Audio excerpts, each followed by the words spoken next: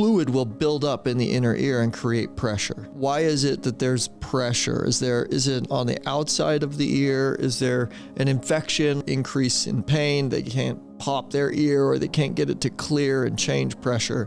And so you'll notice from a lot of those things, okay, what's happening. At home, you can use olive oil or you can use coconut oil and just drop it in there a little bit to just soothe that area. And that'll soothe it? That will help calm it down and cool it. You can utilize food grade hydrogen peroxide. Food grade hydrogen peroxide, and you can drop that in the ear. You put a little bit of that in the ear, and that will help to clear debris, and that will also help as an antibacterial and antimicrobial. So if there is any sign of a microbe or a dysfunction to the skin layer within the ear that's causing that pain, it's going to clear that for you. I've never had to give any of my children antibiotics for any sort of ear-related pain. If you have an earache right now, or you have a loved one who says their ear is hurting, this really could be the podcast for you. I think this is the podcast. This is. It's not just could be. This is. This is it. But thanks for the gentle navigation through that. But this is definitely the podcast for you. Well, you're Dr. Ron Dummar. Yes. You have a clinic here in Heber City, Utah, Community Health and Wellness. I'm Nick. I'm the co-host of the Be Well Now podcast. And you wanted to do a podcast about earaches. We've both had a lot of sinus issues in our life. Absolutely. We've had plenty of earaches. We both shared stories as when we were a kid. I know our parents did the best they could, but we got a lot of antibiotics. Lots and lots of earaches, lots of antibiotics, Yeah. lots of earaches, lots of ear pain. And even to this day, I've mitigated in large part earaches. None of my kids, as far as ear infections, I've been able to mitigate them. I've never had to give any of my children antibiotics for any sort of ear-related pain. But this is the real world. They've gotten sick. They've had viruses and illnesses, and it's you get scared. They live in the real world. In the real world. So there have been times where it's like, Dad, my ear hurts. I have a sinus infection. Absolutely. Whatever. So let's walk through what you do. I don't know where you want to start with this podcast, but what do you do if you have an earache? Your kid has an earache. So how do we diagnose? How do we treat? First of all, at home, absolutely, you're looking at, okay, I have an earache. It's like, well, why is it that there's pressure? Is it on the outside of the ear? Is there an infection in the outer ear or on the auricle itself, right? Or is there something inside? Is it deep inside? And if it's inside, oftentimes it can be related to allergies even, where people can have sinus or nasal pharynx gets inflamed, and fluid will build up in the inner ear and create pressure.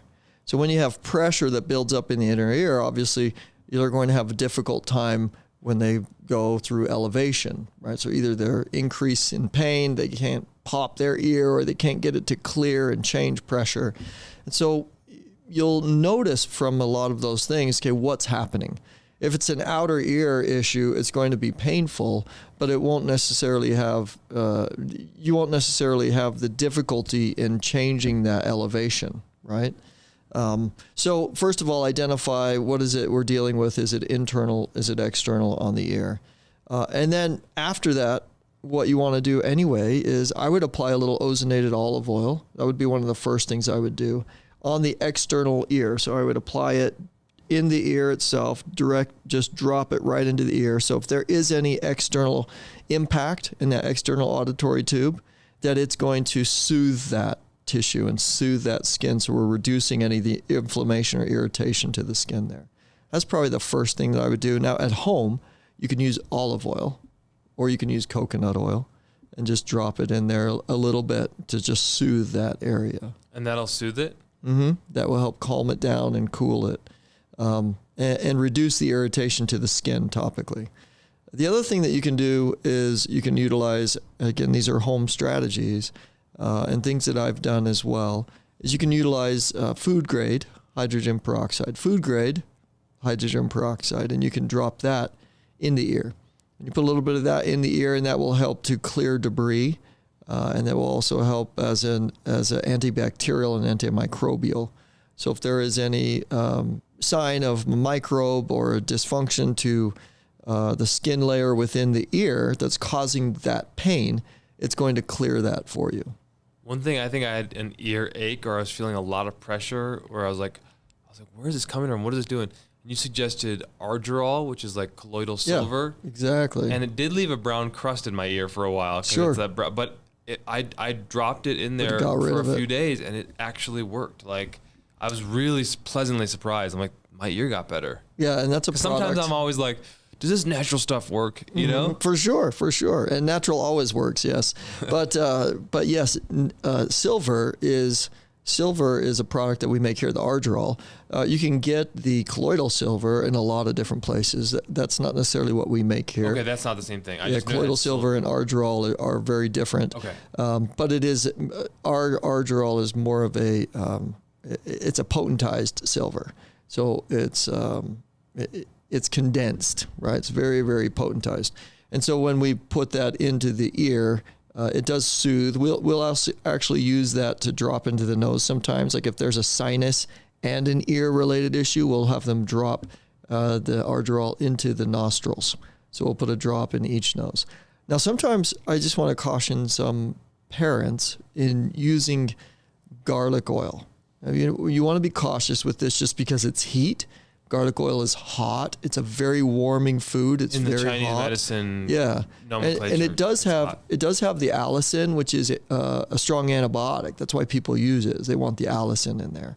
And if you put garlic oil in there, garlic oil also is hot. Temperature, thermogenically, it's hot. And so if you put heat onto an inflamed area, flame literally is heat, right? So inflammation is heat, and then you're putting heat on it. So know that could actually take a little longer to resolve the irritation simply because you're adding heat to heat. Okay, now the allicin hopefully will kick in as soon as the allicin kicks in, especially if it's microbial. If it's not microbial and it's just inflammation or it's allergy related, then it's not going to address it. So you need to be able to determine that as well. Okay. So tell me more. So, okay, great. Yeah. So at home, the next thing, so we talked about silver, talked about food grade hydrogen peroxide. And then also what I would do is I would apply a little bit of heat to the external ear. And I know I just talked about heat, but what we're trying to do is improve blood flow. So you don't want it to be super hot, but you do want warmth. You don't want cold.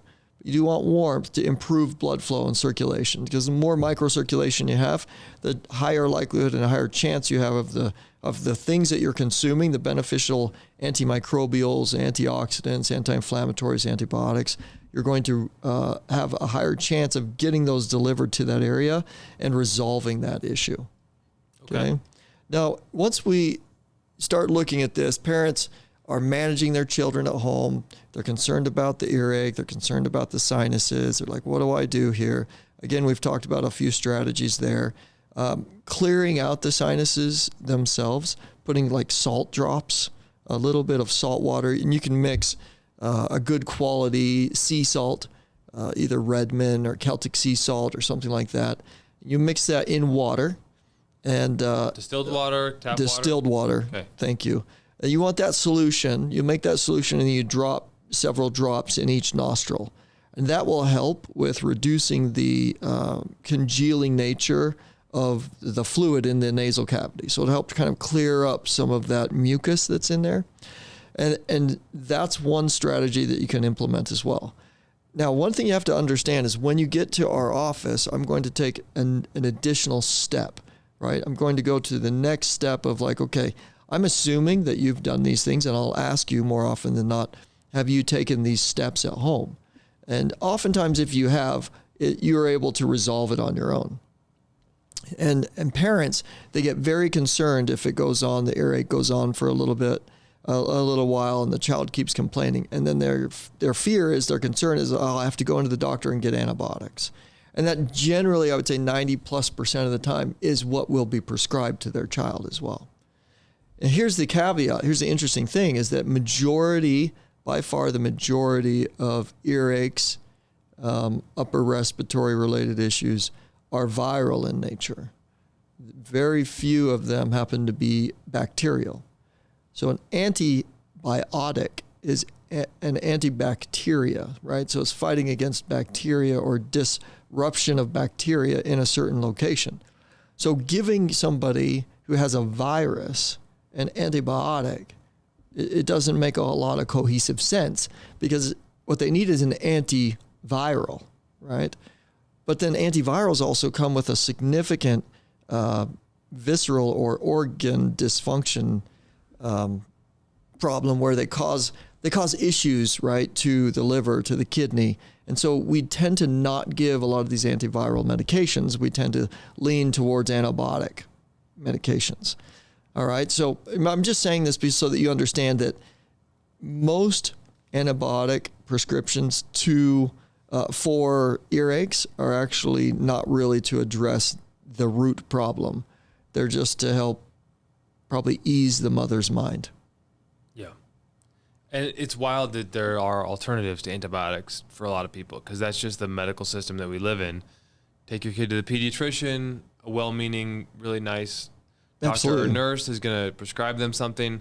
I remember, being divorced and like their mom said, this is their pediatrician, take them there. And it was like, they were sick and it's like, all right, well, here's a prescription for Mucinex or whatever. Yeah. Or get some Mucinex, or maybe there's a more like heavy duty version of it. And I was like, there has to be a better way. So I contacted you and we resolved it that way. But a lot of people don't even know that this world exists of natural Absolutely. healing, or they don't think that it works. So they want to trust a system, and they're just like, okay, I'll take the antibiotic. My doctor said take the antibiotic. Let me go about my life now. Yeah. Well, and it's interesting you mentioned too, a lot of people don't even realize that this world exists, right? Nature can do all these things for sure. People don't realize that. I had a patient in just yesterday, and we're talking a lot about kind of from a kid perspective or a young youth perspective, right? But adults get earaches too. Adults get upper respiratory infections as well, right? And they can also take advantage of these type of treatments, home recommendations and therapies, and also in-office therapies that we're talking about. I had a patient just yesterday who did have an earache, and I did some of our treatments, which we might as well talk about now. I adjusted the ear, and then I swept the auditory tube. So there's a auditory tube. A lot of people have learned about it as, they call it the eustachian tube. But the auditory tube connects from the ear to the back of the throat in the nasal pharynx. So fluid that builds up in your inner ear is actually supposed to drain down the back of your throat. Okay. So that's where it drains from. So that's going to help keep and regulate the fluid from the inner ear so that it doesn't build up and become too much. Okay. So what you can have happen, especially if you have allergies or if you have inflamed tissue or irritated tissue in the back of the throat at all, or in the inner ear, you can start to get swelling within that auditory tube to where it seals off a little bit and it's preventing fluid from getting through it. And what we need to do is sweep across that, push across that, open up that fluid and allow it to drain from the inner ear again. And we have a process or a procedure that we do called sweeping the auditory tube. And yesterday I did that. I swept the auditory tube, adjusted her ear, did a little upper cervical adjustment for her. And then she sat up and she goes, "Oh my gosh, that is a miracle. I feel so much better almost immediately." And no one has ever, and she's an adult. She was 60 plus. No one's ever done that for me, ever. And to me, I'm like, well, why would they? That sounds so alternative, quote unquote. But to you, you're like, oh my gosh, like how? Yeah, no, think about if we could have intervened sooner in that person's life. Like when she was a kid in her 20s, 30s, like anytime. I was on antibiotics so frequently. Imagine if somebody had been able to intervene sooner in my life. And maybe like me, my kids never have had to be on antibiotics. Maybe I would be in that case. Maybe I would be one of those kids. Maybe I could be naturally healthy, free of medication, not anti-medication, because certainly there's a use for it. We just haven't found it yet. Wait, are you being facetious? Well, there's a use for it. We just haven't needed it. Okay. Of course, I'm being a little facetious. Okay, but yes. I am actually grateful for pharmaceutical medicine. Absolutely. Because it has helped me in certain situations. Yeah.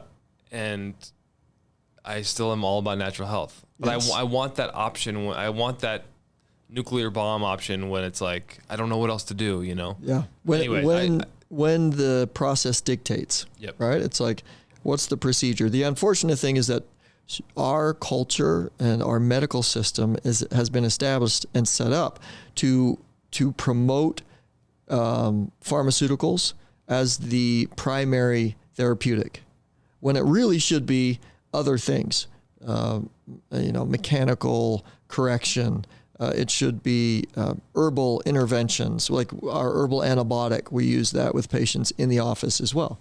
So we'll use our herbal antibiotic. We'll use clear sinus, cool throat, which helps with the upper respiratory and the inner ear. And so we use a variety of these different herbals in our office as antibiotic, antimicrobial, antifungal, antiparasitic herbals to clear these infections, and to clear them in a way that's not just a nuclear bomb option, not just clearing and getting rid of everything, wiping out, and then you needing to rebuild, regrow, and replant all of the new flora and bacteria just to have a balanced system again. It actually works harmoniously with your body, with the biotics, to promote beneficial bacteria within your body and within your gut, so that your skin looks good, your hair looks good, your eyes function properly, your organ systems are all functioning well. And we're not causing any specific problem within an area like medications often do within organ systems. And then what kind of food or nutrition should I think about if I have an earache? Yeah, so you want to, the first thing that I would say, if you have earache, if you have upper respiratory, very mucousy, think about mucousy forming type of foods as well, mucus generating foods. So it's typically what I'll say to people is, first of all, if you're consuming any ultra processed or refined carbohydrates or foods, clear those. If you're consuming or know that you're consuming any dyes, any additives, any flavorings, things like that are chemical in nature, you need to clear that from your diet. And then as well, what are actually food products that can be a little bit more inflammatory and generate mucus?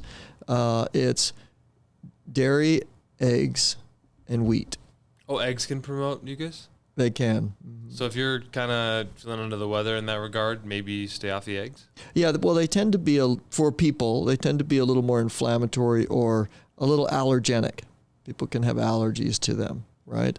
Or it can stimulate an immune response. And so as a result of that stimulation of the immune response, it can lead to more inflammatory type of things. So I'm not saying to stay away from eggs.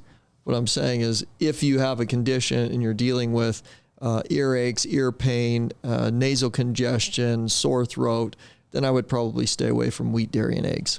Okay. And ultra-refined processed foods and sugars. Well, this is the Be Well Now podcast. Heber City, Utah. Community Health and Wellness is the clinic. If they want to reach out to you, I know you've got a phone number here at the clinic. They can text 435-657-3696. Again, you can text Dr. Ron Dummar's office, 435-657-3696. Lionade was just sitting on the table. This is a great, natural, healthy energy drink mix. You designed it. Do you want to say anything about it? Well, it's a really good, it's a great drink mix that we use in a variety of different ways. So we'll use patients who are wanting to have a coffee replacement, wanting to utilize something for focus, concentration, memory. This formula does not give you a jittery heart. It does not make you feel palpitations. I have not had anyone report that at all. It's a very well-balanced formula that works harmoniously with the organs of the body to promote focus, concentration, memory, to enhance energy, and to promote muscle tone as well. Well, it's available in the description below. It's a great, like you said, energy drink, pre-workout, but in a really natural way. Calling it a pre-workout is strange because when you compare it to what's on the market, it's not. It has all kinds of. If you're looking for like a, your veins to be popping out and like a thiamine flush, and if you're looking for that, you're not going to get it from Lionade. It's really about sustained energy over time. We're looking for focus, mental clarity, concentration. All of that you're going to get from Lionade. We actually have a number of our patients who are ADHD or autism on the spectrum, and they will utilize Lionade, not for a pre-workout, not for any of the muscle-related benefits, but they'll use it for their brain health. They'll use it because it helps with focus, mental clarity, and concentration.